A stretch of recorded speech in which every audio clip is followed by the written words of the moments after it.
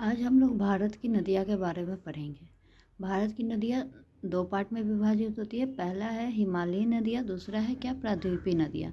अब देखिए हिमालयी नदियाँ में भी कितने प्रकार हैं? 3। पहला कौन सा आता है तो सिंधु नदी तंत्र, दूसरा ब्रह्मपुत्र नदी तंत्र और तीसरा आता है गंगा नदी तंत्र।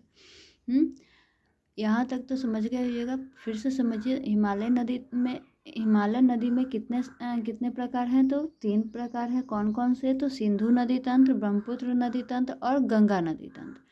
और वहीं पे देखिए क्या प्रायद्वीपीय नदियाँ भी पढ़ना है हम लोगों को। प्रायद्वीपीय नदियाँ में क्या आता है? सो देखिए मध्य भारत और दक्षिणी भारत की नदियाँ आता है। किसकी नदियाँ आता है? तो मध्य भारत और दक्षिणी भारत की नदियाँ किस में आते हैं? प्रायद्वीपीय नदियाँ में। और हिमालयी नदियाँ में 3 नदियाँ हैं। कौन कौन? सिंधु नदी तंत्र, ब्रह्मपुत्र नदी तंत्र और गंगा नदी तंत्र। अब देखिए हम लोगों को इसके बारे में क्या है, नॉर्थ से लेकर के नॉर्थ ईस्ट तक इन नदियों का विस्तार है। किन नदियों का? तो सिंधु का, ब्रह्मपुत्र का और गंगा का। नॉर्थ से लेकर के नॉर्थ ईस्ट तक, मतलब उत्तर से लेकर के उत्तर पूर्व तक इन नदियों का क्या है? विस्तार है। इसमें क्या है? फैला हुआ है। कौन कौन फैला हुआ है? तो सिंधु नदी, ब्रह्मपुत्र नदी और गंगा नदी। अब देखिए हम लोग किसके बारे में पढ़ते हैं? सिंधु नदी तंत्र के बारे में। तो सिंधु नदी तंत्र क्या है? ये कितने कितने देशों से गुजरती है, इस सब के बारे में आप समझेंगे। उनकी कितने सहायक नदियां हैं। तो अब देखिए क्या है, सिंधु नदी क्या है? एक मुख्य नदी है, बहुत ही महत्वपूर्ण नदी है।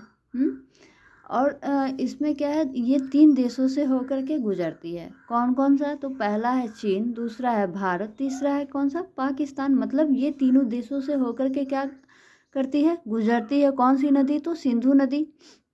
सिंधु नदी चीन के तिब्बत के मानसरोवर झील से निकलती है।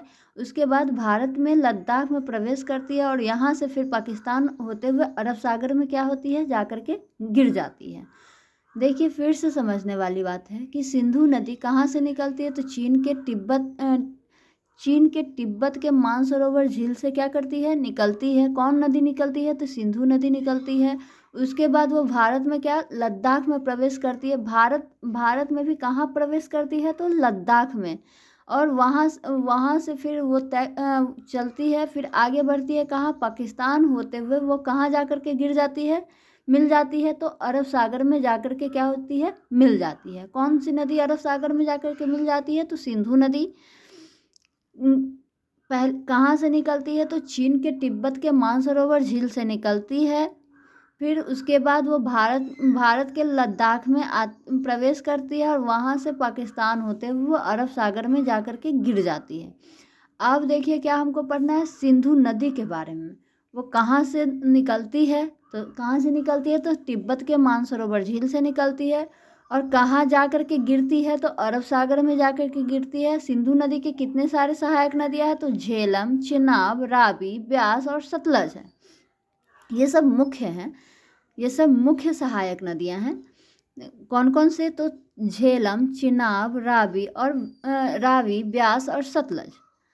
यहाँ तक समझ में आ गया होगा। तो फिर आगे देखिए आप सिंधु नदी तंत्र के बारे में समझेंगे। सिंधु नदी तंत्र में कौन कौन से नदियाँ? 2 नदियाँ आती है। कहाँ नदियाँ? तिब्बत से आती है। और देखिए वो 2 नदियाँ कौन कौन सी है? तो सिंधु और सतलज। सिंधु और सतलज। देखिए सिंधु नदी तंत्र में 2 नदियाँ कहाँ से आती है? तो तिब्बत से आती है। वो 2 नदियाँ कौन कौन से हैं? तो सिंधु और सतलज। सिंधु नदी के दाएं तट पर भारत का लेह शहर है। भारत का लेह शहर कौन सा नदी पे है? तो सिंधु नदी के किस साइड में है? तो दाहिने साइड में। तो दाएं तट पर भारत का लेह शहर किस नदी के तट पर है? तो सिंधु नदी के तट पर है। सिंधु नदी के दाहिने और बहने वाली प्रमुख नदियाँ कौन कौन सी है? तो श्योक नदी, गिलगित नदी, काबुल नदी, कुर्रम नदी और गोमल नदी। सिंधु नदी के दाहिने ओर बहने वाली नदी कौन कौन सी है? तो श्योक नदी, गिलगित नदी, काबुल नदी, कुर्रम नदी और गोमल नदी। और वहीं पर पूछा जाएगा बाएं ओर बहने वाली नदियाँ, तो बाएं ओर बहने वाली नदी कौन कौन सी है? तो झेलम है, चिनाब है, ब्यास है, सतलुज है, जांस्कर है, सुरू है और रावी है। अब देखिए हम लोगों को कैसे पता चलेगा जी ये इसका दाहिने तट कैसे है और बाएं तट बाएं तट और दाएं तट कैसे हम लोग पता करते हैं? तो नदी की धारा जिस ओर जाती है उस ओर हम लोगों को क्या करना है? मुँह करके खड़े हो जाना है। और मुँह करके जैसे खड़े होंगे तो अगर मान लीजिए नदी की धारा पूरब की ओर जा रही है तो हम लोग पूरब की ओर मुँह करके खड़े हो रहे हैं, तो उसके बाद हम अपने दाहिने वाले हाथ को दाएं तट कहेंगे और बाएं हाथ को क्या कहेंगे? बाएं तट। यहाँ तक समझ में आ गया? तो देखिए दाहिने ओर बहने वाली प्रमुख नदियाँ सिंधु नदी की कौन कौन सी है? तो श्योक नदी, गिलगित नदी, काबुल नदी, कुर्रम नदी और गोमल नदी है। और वहीं पर पूछा जाएगा कि बाएं ओर बहने वाली सिंधु की प्रमुख नदियाँ कौन कौन सी है? तो झेलम है, चिनाब है, ब्यास है, सतलुज है, जांस्कर है, सुरू है और रावी है। यहाँ तक समझ में आ गया होगा। फिर देखिए क्या सिंधु नदी तंत्र के जल को लेकर के भारत और पाकिस्तान के बीच में क्या हुआ था? समझौता हुआ था। कब हुआ था? तो 1960 में हुआ था। कौन सा समझौता हुआ था? तो सिंधु जल समझौता हुआ था।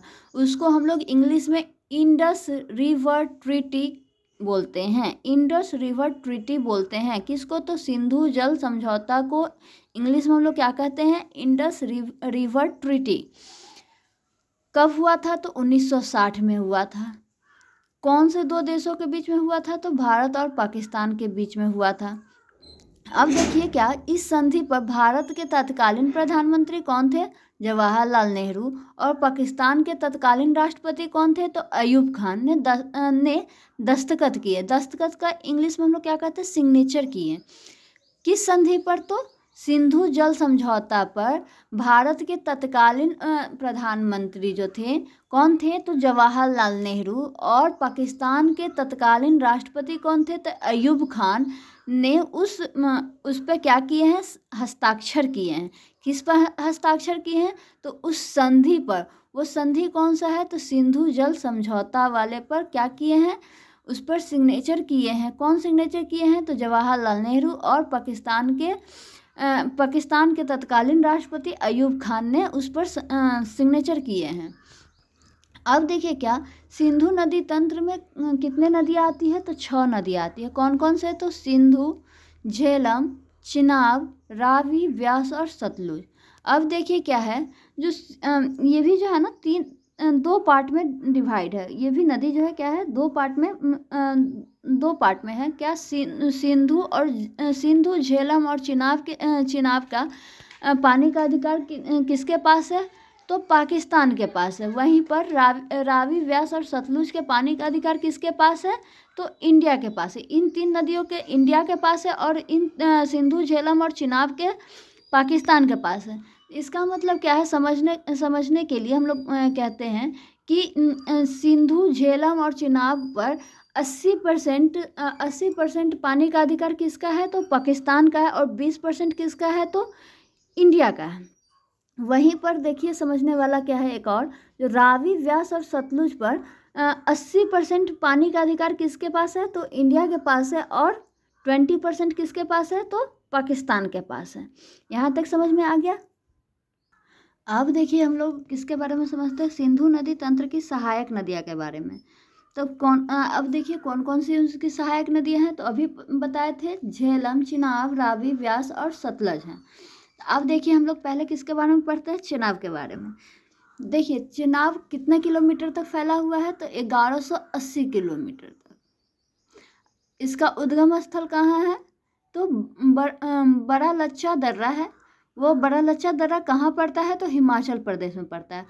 मतलब उद्गम स्थल मतलब जहाँ से निकलती है उसको उद्गम स्थल कहते हैं। और मुहाना किसको कहते हैं? जहाँ जाकर के वो गिरती है, जहाँ जाकर के वो मिलती है उसको क्या कहते हैं? मुहाना कहते हैं। तो देखिए चिनाब का उद्गम स्थल कहाँ है? तो बड़ा लच्छा दर्रा कहाँ पड़ता है? हिमाचल प्रदेश में पड़ता है। और वो कहाँ जाकर के मिलती है? उसका मुहाना कहाँ है? तो सिंधु नदी। कहाँ? वो भी पाकिस्तान में। अब देखिए क्या है हिमाचल प्रदेश में चिनाब नदी को क्या किस नाम से जानते हैं? चंद्रभागा नदी के नाम से भी जानते हैं। अब देखिए अब समझने वाला बात है कि चंद्रभागा नदी क्यों कहते हैं। तो हिमाचल प्रदेश में 2 नदियां हैं। कौन कौन सी नदियां हैं? तो एक है चंद्र और दूसरा क्या है? भागा। इसलिए उसको चंद्रभागा भागा के नाम से जानते हैं। वो भी कहाँ? तो देखिए टांडी के निकट टांडी एक जगह है, वहाँ केलांग के निकट उसको किस नाम से जानते हैं? चंद्रभागा। मतलब वो 2 नदी एक साथ आकर के कहाँ मिलती है? तो टांडी में आकर के मिलती है, इसलिए उसको क्या कहते हैं? चंद्रभागा। अब देखिए क्या सिंधु नदी की सबसे बड़ी सहायक नदी कौन सी है? तो चिनाब नदी है। सिंधु नदी की सबसे बड़ी सहायक नदी कौन सी है? तो चिनाब है। यहाँ तक तो समझ में आ गया होगा। अब देखिए क्या अब किसके बारे में पढ़ते हैं? तो झेलम नदी के बारे में। झेलम नदी का उद्गम स्थल कहाँ है? तो कश्मीर के घाटी बैरीनाग झील में है। झील से निकलती है। बैरीनाग झील कहाँ है? तो जम्मू कश्मीर में है। और वो कहाँ जा कर के गिरती है? तो चिनाब में जा कर के पाकिस्तान के झंग में जाकर चिनाब में मिल जाती है। पाकिस्तान के झंग में जा कर के वो चिनाब से मिल जाती है। अब देखिए क्या श्रीनगर और झेलम किस नदी के तट पर है? तो श्रीनगर और झेलम नदी के तट पर है। श्रीनगर किस नदी के तट पर है? तो झेलम नदी के तट पर है। श्रीनगर वलूर झील से बहते हुए निकलती है और झेलम नदी में मिल जाती है। अब देखिए रावी नदी के बारे में पढ़ते हैं। वो कहाँ से निकलती है? तो रोहतांग दर्रा कहाँ पड़ता है? हिमाचल प्रदेश में। वहाँ से क्या होती है? निकलती है और चिनाब में जाकर के क्या होती है? मिल जाती है। तो चिनाब कहाँ? पाकिस्तान के झंग में जाकर के चिनाब से मिल जाती है। अब देखिए लाहौर किस नदी के तट पर है? तो रावी नदी के तट पर है। लाहौर किस नदी के तट पर है? तो रावी नदी के तट पर है और सराय सिंधु में जाकर के रावी नदी से मिल जाती है।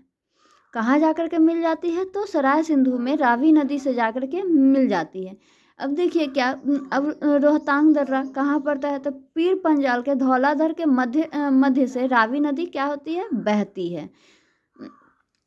पीर पंजाल के धौलाधर के मध्य से रावी नदी बहती है और वो रोहतांग दर्रा से क्या होती है? निकलती है। हिमाचल प्रदेश में रोहतांग दर्रा पड़ता है।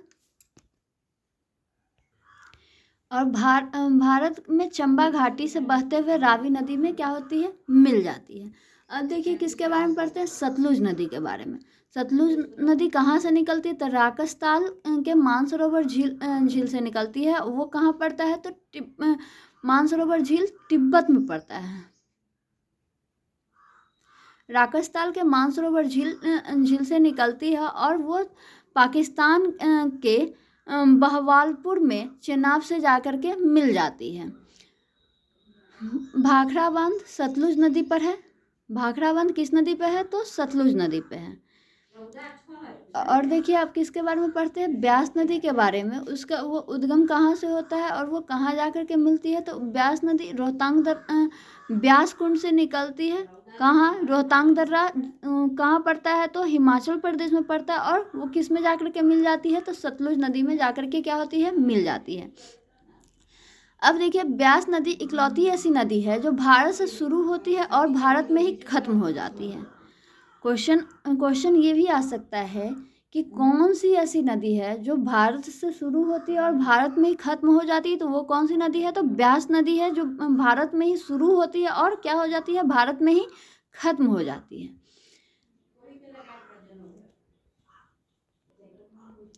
पंजाब के हरीके क्षेत्र में सतलुज और ब्यास का क्या होता है? संगम होता है। वहीं से भारत की सबसे लंबी नहर इंदिरा गांधी नहर निकलती है। समझ में आया? फिर से समझिए कि पंजाब के हरीके क्षेत्र में सतलुज और ब्यास का क्या होता है? संगम होता है। सतलुज और ब्यास एक जगह कहाँ जाकर के मिलती है? तो पंजाब के हरीके क्षेत्र में और मिलती है। वहाँ से भारत की सबसे लंबी नहर कौन सी है? तो इंदिरा गांधी नहर निकलती है। भारत की सबसे लंबी नहर कौन सी है? तो इंदिरा गांधी नहर है। वो कहाँ से निकलती है? तो उसी संगम के पास से, मतलब उस संगम मतलब हरिके क्षेत्र में सतलुज और ब्यास का क्या होता है, संगम होता है। और वहीं से कौन सा नहर निकलती है, तो भारत की सबसे लंबी नहर कौन सी है, तो इंदिरा गांधी नहर निकलती है। अब देखिए क्वेश्चन ये भी आ सकता है कि कुल्लू घाटी किस नदी सॉरी, क्वेश्चन ये भी आ सकता है कुल्लू घाटी किस नदी के तट पर है, तो कुल्लू घाटी किस नदी के तट पर है, तो व्यास नदी से बहते हुए निकलती है। मतलब समझिए कि कुल्लू घाटी से ब्यास नदी क्या होती है, बहते हुए निकलती है। अब हम लोगों को समझना है पंचनद के बारे में। सिंधु में मिलने से पहले झेलम, चेनाब, रावी, व्यास और सतलज 5 नदियाँ एक होकर के बहती है, जिसको हम लोग पंचनद के नाम से जानते हैं। और देखिए यही सब नदी जो है, झेलम, चेनाब, रावी, व्यास और सतलुज, पंच आब के नाम से भी जानते हैं। और उस जगह को पंजाब कहते हैं। उस जगह को क्या कहते हैं, पंजाब कहते हैं। ये मतलब पंजाब क्यों कहते हैं, तो ये पांचों नदी उस जगह से होकर के बहती है, तो इसलिए हम लोग उसको क्या कहते हैं, पंच आब। मतलब पंच आब, आब पानी को कहा जाता है, तो इसलिए पंजाब कहते हैं।